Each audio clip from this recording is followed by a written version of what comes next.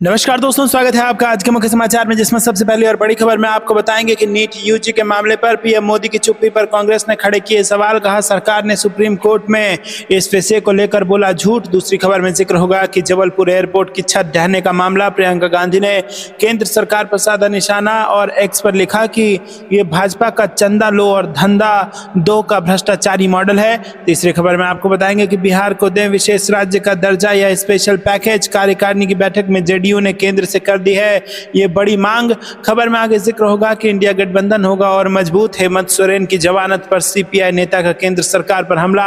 और इसी के साथ खबर में बताएंगे कि मोदी शाह के लिए सिरदर्द बनेंगे बीजेपी के दो दिग्गज नेता, अचानक पढ़ाने लगे राजनीति की ABCD। जी हाँ दोस्तों, हर एक खबर की गहराई में आपको ले जाएंगे, लेकिन उससे पहले अगर आपको भी ऐसा लगता है कि 2024 के इस लोकसभा चुनाव में विपक्ष हो चुका है मजबूत, तो वीडियो को कीजिए लाइक और चैनल को सब्सक्राइब करके बेल आइकन दबाकर कमेंट में लिखिए जय हिंद। रुक करते हैं सबसे पहली और बड़ी खबर की तरफ। नीट यूजी के मामले पर पीएम मोदी की चुप्पी पर कांग्रेस ने खड़े किए सवाल। कहा सरकार ने सुप्रीम कोर्ट में इस विषय को लेकर झूठ बोला। जी हां दोस्तों, कांग्रेस ने मेडिकल प्रवेश परीक्षा नीट यूजी में कथित अनियमितता को लेकर शनिवार को दावा किया कि गुजरात के गोधरा में पेपर लीक होने का मामला स्पष्ट हो चुका है और इसके बावजूद सरकार ने उच्चतम न्यायालय में इस विषय को लेकर झूठ बोला है।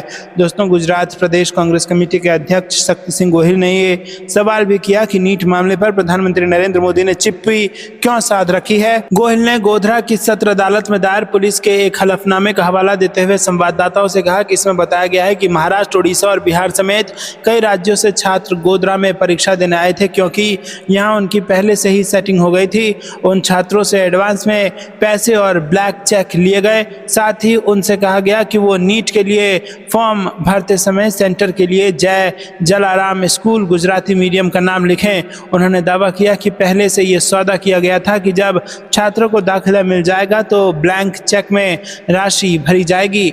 गोहिल ने आरोप लगाया कि पेपर लीक मामले का पहला आरोपी तुषार भट्ट है, जो जय जलाराम स्कूल में पढ़ाता है और नीट में परीक्षा केंद्र का डिप्टी सुपरिटेंडेंट था।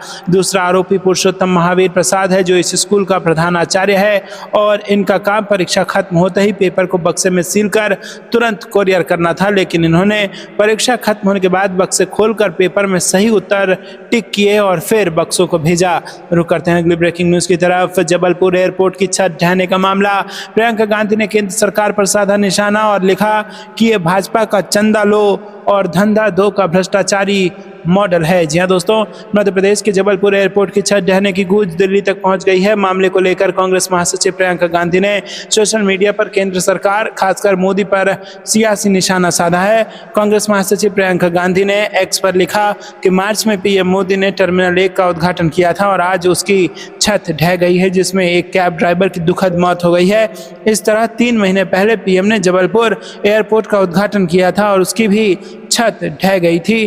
अयोध्या में निर्माण कार्यों के खस्ता हाल को पूरा देश दुखी है और ये भाजपा का चंदा लो और धंधा दो का भ्रष्टाचारी मॉडल है, जिससे अब पर्दा उठ चुका है। उन्होंने पीएम पर कटाक्ष करते हुए सवाल उठाया कि प्रधानमंत्री, उद्घाटन मंत्री जी क्या इन घटिया निर्माण कार्यों और इस भ्रष्टाचारी मॉडल की जिम्मेदारी लेंगे। दोस्तों, आपको बता दें कि यहाँ पर जो ट्वीट उन्होंने किया है प्रियंका गांधी ने, उसमें लिखा है कि मार्च में प्रधानमंत्री जी ने दिल्ली एयरपोर्ट टर्मिनल 1 का उद्घाटन किया था। आज उसकी छत ढह गई, जिसमें एक कैब ड्राइवर की दुखद मौत हो गई है। और 3 महीने पहले प्रधानमंत्री जी ने जिस जबलपुर एयरपोर्ट का उद्घाटन किया था उसकी भी छत ढह गई और अयोध्या में निर्माण कार्यों के खस्ता हाल पर पूरा देश दुखी है। दोस्तों, यहाँ पर चंदा दो और धंधा लो का भ्रष्टाचारी मॉडल का जिक्र किया है प्रियंका गांधी ने और बीजेपी को इस खस्ता हाल इंफ्रास्ट्रक्चर को लेकर जबरदस्त तरीके से घेरा है। आपको क्या कुछ लगता है कमेंट में जरूर बताइए। वीडियो को लाइक नहीं किया तो लाइक जरूर कीजिएगा। रुक करते हैं अगली ब्रेकिंग न्यूज की तरफ। बिहार को दें विशेष राज्य का दर्जा या स्पेशल पैकेज, कार्यकारिणी की बैठक में जेडीयू ने केंद्र से कर दी है बड़ी मांग। जी हां दोस्तों, जनता दल यूनाइटेड कार्यकारिणी की बैठक में केंद्र के सामने बड़ी मांग रख दी गई है और नीतीश कुमार की अगुवाई में हुई बैठक में बिहार को विशेष राज्य का दर्जा या स्पेशल पैकेज देने की मांग की गई है। इस बाबत प्रस्ताव पारित किया गया है। बता दें कि यह बैठक नई दिल्ली के कॉन्स्टिट्यूशनल क्लब में आयोजित की गई थी, जिसमें संजय झा को जेडीयू का कार्यकारी राष्ट्रीय अध्यक्ष भी बनाने का फैसला किया गया है। जेडीयू जेडीयू की इस बैठक में इस बात पर जोर दिया गया है कि बिहार को लंबे समय से विशेष राज्य के दर्जे का इंतजार है और राज्य के आर्थिक विकास के लिए ये बेहद जरूरी हो गया है। बैठक के बाद मीडिया से बात करते हुए एक सीनियर जेडीयू नेता ने कहा कि बिहार के लिए विशेष राज्य के दर्जे की मांग कोई नई बात नहीं है। बिहार की चुनौतियों से निपटने और विकास के रास्ते पर आगे बढ़ने के लिए ये मांग लंबे समय से की जाती रही है। कार्यकारिणी की बैठक में पास किए गए प्रस्ताव में बिहार राज्य के आरक्षण को बचाने की भी बात कही गई है। हाल ही में राज्य में आरक्षण की सीमा को बढ़ाकर 65% किया गया था। जेडीयू के प्रस्ताव में कहा गया है कि यह कोटा संविधान के 9वीं अनुसूची में शामिल किया जाए ताकि इसे जुडिशियल स्क्रूटनी से बचाया जा सके और इसे लागू करने में दिक्कतों का सामना ना करना पड़े। वहीं पार्टी ने हाल ही में लीक हुए नीट के पेपर को लेकर कहा है कि इसकी ठीक से जाँच होनी चाहिए। इस तरह से परीक्षा में गड़बड़ी होने से छात्रों का विश्वास डगमगाता है, इसीलिए परीक्षा को निष्पक्षता के साथ कराया जाए। जेडीयू कार्यकारिणी की इस बैठक में नीतीश कुमार के अलावा केंद्रीय मंत्री ललन सिंह, केसी त्यागी, विजय कुमार चौधरी, देवेश चंद्र ठाकुर समेत पार्टी के कई वरिष्ठ नेता मौजूद थे। रुक करते हैं अगली ब्रेकिंग न्यूज की तरफ। इंडिया गठबंधन होगा और मजबूत, हेमंत सोरेन की जमानत पर सीपीआई नेता का केंद्र सरकार पर हमला। जी हां दोस्तों, झारखंड के पूर्व मुख्यमंत्री हेमंत सोरेन को जमानत मिल गई है। कम्युनिस्ट पार्टी के महासचिव डी राजा ने झारखंड हाई कोर्ट के इस फैसले का स्वागत किया। डी राजा ने सीएम हेमंत सोरेन की जमानत पर खुशी जताते हुए कहा कि उनकी रिहाई से इंडिया गुट मजबूत होगा। डी राजा ने कहा कि जब उन्हें गिरफ्तार किया गया तो हम सहमत नहीं थे। केंद्र सरकार विपक्षी दलों को निशाना बनाने, उन्हें डराने और उनकी गतिविधियों को पंगु बनाने के लिए केंद्रीय एजेंसियों का इस्तेमाल कर रही है। डी राजा ने आगे कहा कि न्याय की जीत होगी और सच्चाई की जीत होगी।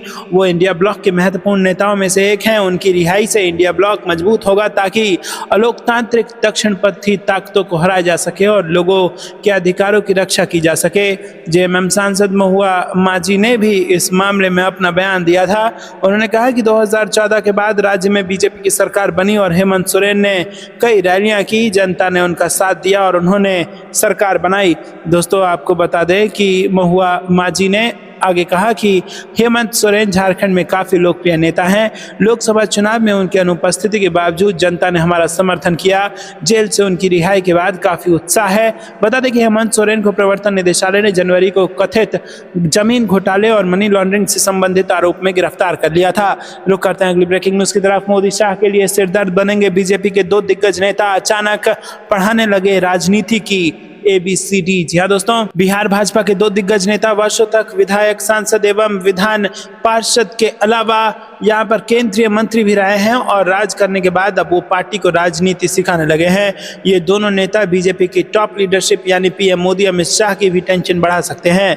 विधान परिषद में कार्यकाल पूरा होते ही पूर्व केंद्रीय मंत्री संजय पासवान कह रहे हैं कि भाजपा बिहार में लोकसभा की 12 सीटों पर मुख्यमंत्री नीतीश कुमार के कारण विजय रही है। दूसरी तरफ पूर्व केंद्रीय मंत्री अश्विनी चौबे अब पार्टी को 2025 का विधानसभा चुनाव नीतीश से अलग होकर अकेले लड़ने की सीख देने के लगे हैं और पार्टी में पहुंच पकड़ वाले पद से किनारे हुए दिग्गजों के बड़बोलेपन के निहितार्थ को राष्ट्रीय जनतांत्रिक गठबंधन के नेता और साथ विपक्ष एवं जनता भी समझ रही है। दोस्तों, आपको क्या कुछ लगता है कमेंट में जरूर बताइए। वीडियो को लाइक नहीं किया तो लाइक जरूर कीजिएगा। रुक करते हैं अगली ब्रेकिंग न्यूज की तरफ। लद्दाख में 5 जवान हुए शहीद। कांग्रेस नेता मल्लिकार्जुन खड़गे ने व्यक्त किया दुख और बोले उनकी सेवा को सलाम। जी हाँ दोस्तों, आपको बता दें कि लद्दाख के श्योक नदी में जलस्तर के बढ़ जाने के कारण 5 जवान शहीद हो गए हैं।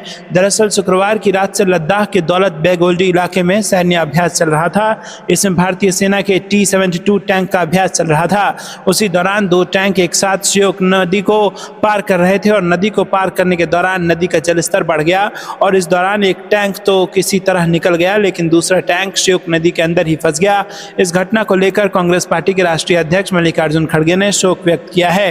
5 जवानों की शहादत पर मल्लिकार्जुन खड़गे ने जताया दुख। जी हाँ दोस्तों, कांग्रेस अध्यक्ष मल्लिकार्जुन खड़गे ने लद्दाख में श्योक नदी में अचानक आई बाढ़ के कारण T-72 टैंक के डूब जाने से 5 सैनिकों की मौत होने पर शनिवार को गहरा दुख व्यक्त किया।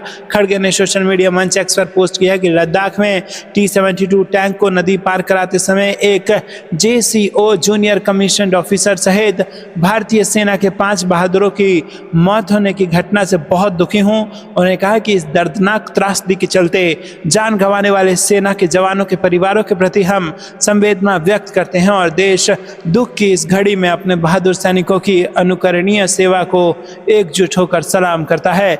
लद्दाख के न्योमा चुशुल क्षेत्र में वास्तविक नियंत्रण रेखा के पास श्योक नदी में शुक्रवार देर रात अचानक आई बाढ़ के कारण T-72 टैंक पर सवार एक जूनियर कमीशन्ड ऑफिसर समेत 5 सैन्य कर्मी डूब गए। बता दें कि रात के अभ्यास के दौरान पानी के अंदर से टैंक के निकलने की प्रक्रिया को फोर्टिंग कहते हैं और रात में टैंक के अभ्यास के दौरान जैसे ही जवानों ने देखा कि दूसरा टैंक पानी में डूब रहा है, उसी दौरान 2 जवान पहले टैंक की तरफ भागे और उन्होंने उसे बचाने की कोशिश की और इसी दौरान पहले T-72 टैंक जिसके अंदर एक JCO और 2 जवान मौजूद थे वो पूरी तरह पानी में डूब गए और 2 और जवानों ने उन्हें बचाने की कोशिश की। इस तरह हादसे में JCO समेत कुल 5 जवान शहीद हो गए हैं। दोस्तों रुक करते हैं अगली ब्रेकिंग न्यूज की तरफ। यात्रियों की सुरक्षा के लिए अपनी रणनीति देश को बताए सरकार, गोंडा रेल हादसे पर बोले राहुल गांधी। जी हाँ दोस्तों, आपको बता दें कि लोकसभा में नेता प्रतिपक्ष राहुल गांधी ने उत्तर प्रदेश के गोंडा में ट्रेन हादसे पर चिंता व्यक्त करते हुए बृहस्पतिवार को कहा कि सरकार को यात्रियों की सुरक्षा और दुर्घटनाओं की रोकथाम के लिए अपनी रणनीति देश के समक्ष रखनी चाहिए। उत्तर प्रदेश के गोंडा जिले में बृहस्पतिवार को चंडीगढ़ से डिब्रूगढ़ जा रही एक ट्रेन के 8 डिब्बे मोतीगंज तथा झिलाही रेलवे स्टेशन के बीच पटरी से उतर गए। इस घटना में 3 यात्रियों की मौत हो गई तथा 30 अन्य घायल हो गए हैं। राहुल गांधी ने एक्स पर पोस्ट किया कि उत्तर प्रदेश के गोंडा में चंडीगढ़ डिब्रूगढ़ एक्सप्रेस के पटरी से उतरने से कई यात्रियों की मृत्यु का समाचार अत्यंत दुखद है। शोकाकुल परिजनों को अपनी गहरी संवेदनाएं व्यक्त करते हुए घायलों के शीघ्र से शीघ्र स्वस्थ होने की आशा करता हूं। कांग्रेस कार्यकर्ताओं से अनुरोध है कि राहत और बचाव प्रयासों में हर संभव सहायता प्रदान करें। उन्होंने आरोप लगाया कि लगातार हो रही रेल दुर्घटनाएं अत्यंत चिंताजनक हैं और सरकार के कुप्रबंधन और उपेक्षा का परिणाम है। रुक करते हैं अगली ब्रेकिंग न्यूज की तरफ। दुकानदारों के नाम लिखने का आदेश, लोकतंत्र पर हमला, इसे वापस लिया जाए, प्रियंका गांधी का बयान। जी दोस्तों, कांग्रेस महासचिव प्रियंका गांधी ने शुक्रवार को कहा कि उत्तर प्रदेश में कांवड़ यात्रा के मार्ग में पड़ने वाली दुकानों के मालिकों के नाम लिखने का आदेश विभाजनकारी तथा संवैधानिक एवं लोकतंत्र पर हमला है। उन्होंने कहा कि यह आदेश वापस लिया जाना चाहिए और इसे जारी करने वाले अधिकारियों के खिलाफ सख्त कार्रवाई होनी चाहिए। दरअसल मुजफ्फरनगर पुलिस ने कांवड़ यात्रा मार्ग पर स्थित सभी भोजनालयों को अपने मालिकों के नाम प्रदर्शित करने का आदेश दिया है ताकि भ्रम की स्थिति से बचा जा सके। विपक्षी दल इस आदेश को समुदाय विशेष के व्यापारियों को निशाना बनाने के लिए प्रयास के तौर पर देख रहे हैं। वहीं प्रियंका गांधी ने सोशल मीडिया मंच एक्स पर पोस्ट किया कि हमारा संविधान हर नागरिक को गारंटी देता है कि उसके साथ जाति, धर्म, भाषा या किसी अन्य आधार पर भेदभाव नहीं होगा। उत्तर प्रदेश में ठेलों, खोमचों और दुकानों पर उनके मालिक के नाम का बोर्ड लगाने का विभाजनकारी आदेश हमारे संविधान, हमारे लोकतंत्र और हमारी साझी विरासत पर हमला है। उन्होंने कहा कि समाज में जाति और धर्म के आधार पर विभाजन पैदा करना संविधान के खिलाफ अपराध है। यह आदेश तुरंत वापस लिया जाना चाहिए और जिन अधिकारियों ने इसे जारी किया है उसके खिलाफ सख्त कार्रवाई होनी चाहिए। और इसमें शुक्रवार को कहा कि उत्तर प्रदेश में कांवड़ यात्रा के मार्ग में पड़ने वाली दुकानों के मालिकों के नाम लिखने का आदेश विभाजनकारी तथा संविधान एवं लोकतंत्र पर हमला है। उन्होंने कहा कि आदेश वापस लिया जाना चाहिए और इसे जारी करने वाले अधिकारियों के खिलाफ सख्त कार्रवाई होनी चाहिए।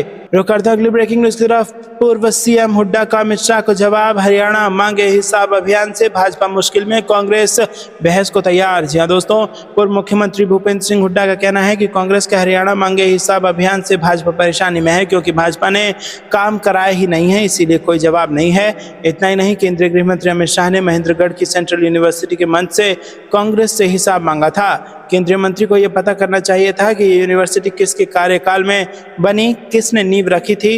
हुड्डा शुक्रवार को डी पार्क स्थित आवास पर मीडिया के सवालों का जवाब दे रहे थे।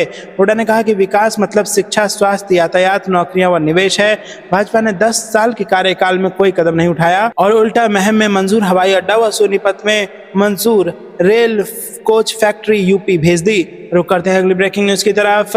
तेजस्वी यादव के बाद अब लालू यादव ने सब्जियों के रेट लिस्ट जारी किए और पूछे कई सवाल। जी दोस्तों, भारी बारिश और बाढ़ से इस समय देश के कई राज्य काफी प्रभावित हैं और इसका असर अब सब्जियों पर भी दिखने लगा है। सब्जियों के भाव आसमान छू रहे हैं। आलू प्याज जहां 50 रुपए किलो पार कर गए हैं तो वहीं टमाटर ने शतक मार दिया है। सब्जी की बढ़ती कीमतों पर राजद सुप्रीमो लालू यादव लगातार प्रदेश और देश की एनडीए सरकार पर हमलावर हैं। सब्जी के दामों पर सरकार को घेरते हुए लालू यादव ने पूछा कि क्या कोई सब्जी 50 रुपए किलो से कम है।